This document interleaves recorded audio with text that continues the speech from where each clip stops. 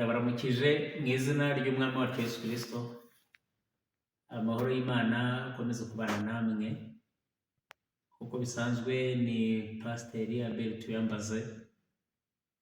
Ndashima Imana kubw'uyu mwanya mwiza tuba tubonye wo kuramya Imana, wo guhimbaza Imana, wo kumva icyo Imana ivugana natwe.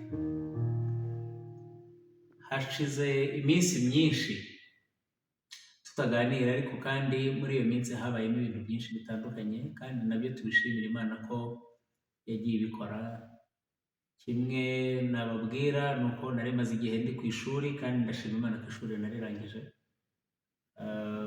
Murabizi neza yuko wari umukuru wa pasitori kwiga za teolojiya.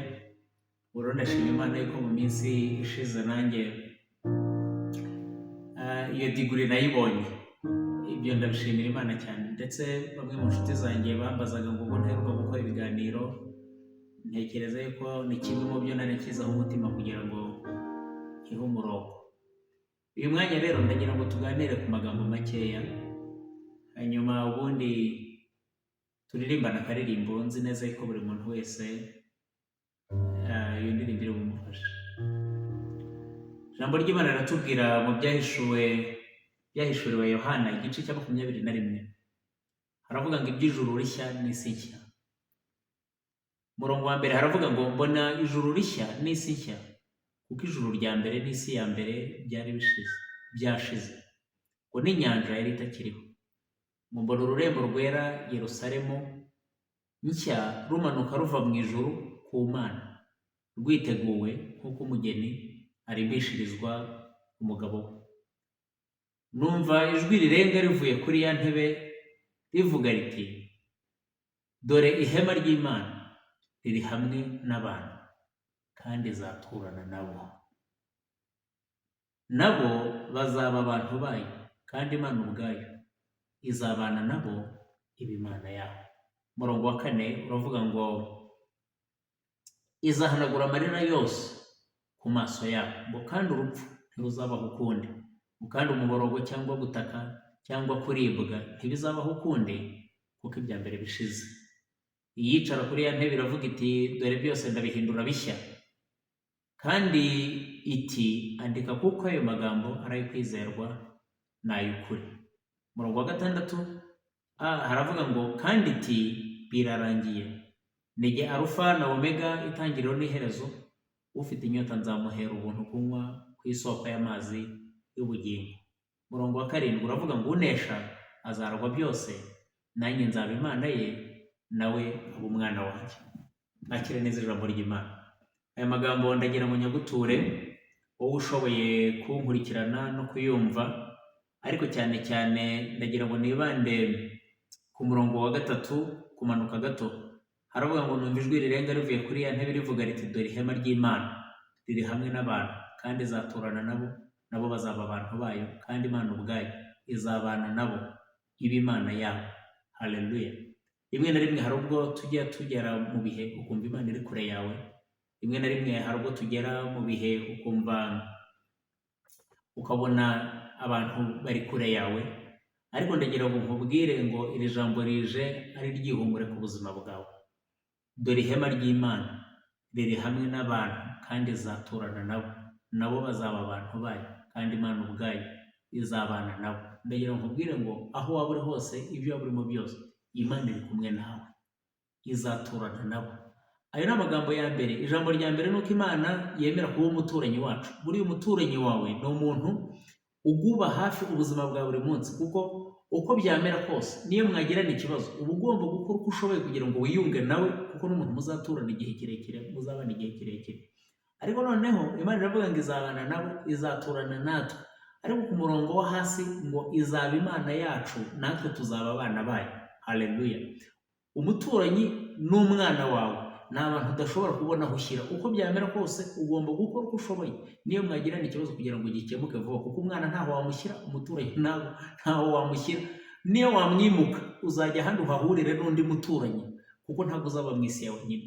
Uko nibwo buzima duhoranamo n'Imana, ubwo nibwo buzima tubanamo n'Imana. Tubana nayo nk'umuturanyi wacu, kandi tukanabana nayo nk'umubyeyi wacu, natwe twemera kuba abana bayo.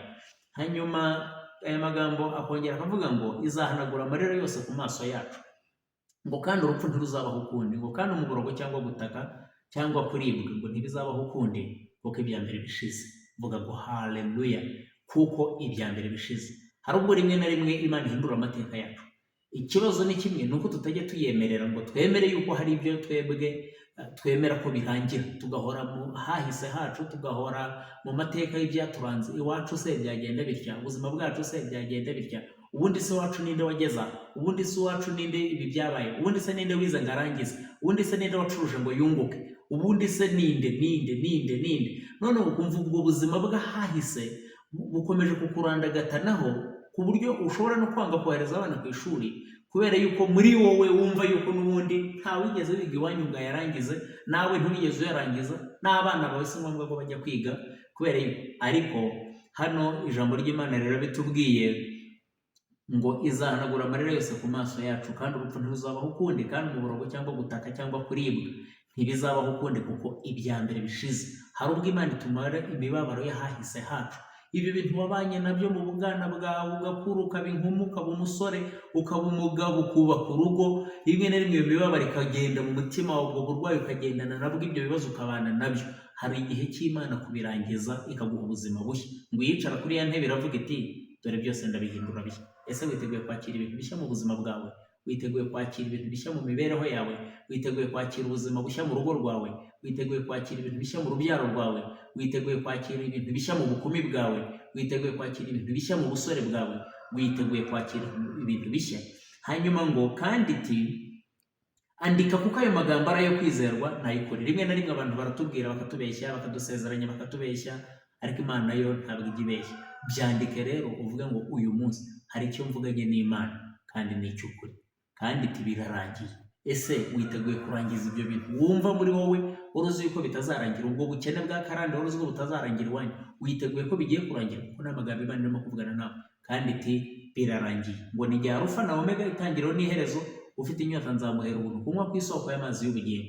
Hanyuma karindwi ngo unesha azaragwa byose, nanjye nzaba Imana ye, nawe aba umwana wanjye. Haleluya.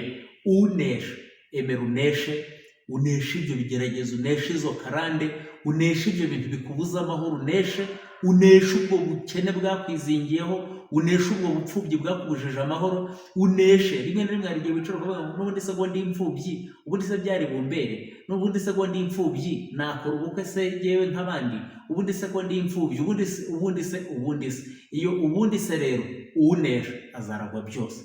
Rero emera kuba umwana w'Imana guhera uyu munsi, kubera umubyeyi ikuyobore, igendane nawe, ivugane nawe, ikorane nawe, kugeza ku gihe nawe uzavuga ngo hari ibyo ntari nzi ngo nzageraho, ariko kuko ndi kumwe na papa wanjye, kuko ndi kumwe n'umubyeyi wanjye. Haleluya. Reka turirimbane aka karirimbo hanyuma ubundi dusoze. Amaraso Yesu ni meza, amaraso ya Yesu ni meza, amaraso ya Yesu ni meza,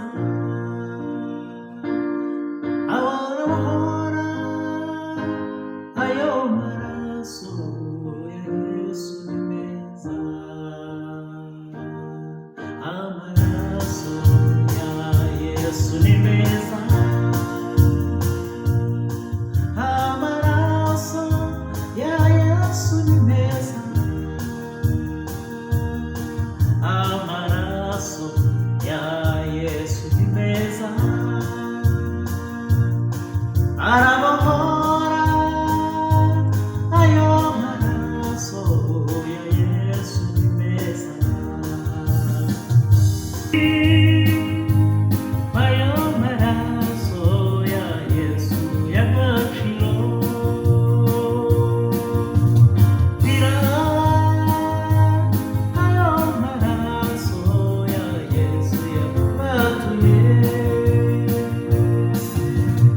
Iteka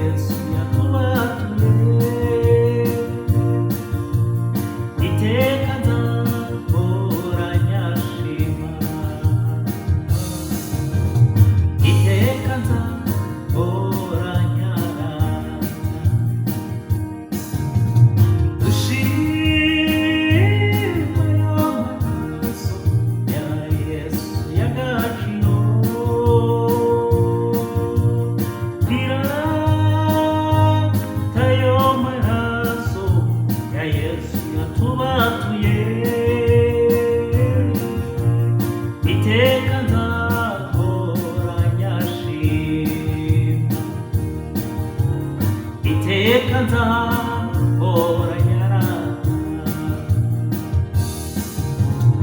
iteka nzahora nyashima,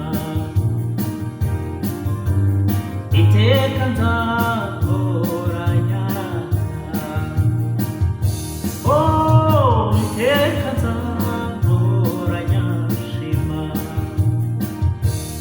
oh iteka nzahora nyarata. Dushime, dushime ayo maraso ya Yesu y'agaciro, pirata ayo maraso ya Yesu yatubaguye, iteka nzahora nyashima, iteka nzahora nyarata. Dushime ayo maraso y'agaciro, pirata ayo maraso ya Yesu yatubatuye, iteka nzahora nyashima, iteka nzahora nyarata, iteka nzahora nyashima, mwami wanjye iteka nzahora nyarata. Ndabashimiye, Imana ibahe, ndabashimiye, Imana ikomeze kubana namwe, kandi ndabifuriza kwakira ibintu bishya mu buzima bwanyu, mu mibereho yanyu, mu mikorere yanyu, mu rubyaro rwanyu, mu rushako rwanyu. Ibyo ni byo mbifuriza, nanjye niyifuriza mu izina rya Yesu Kristo umwami wacu, amen.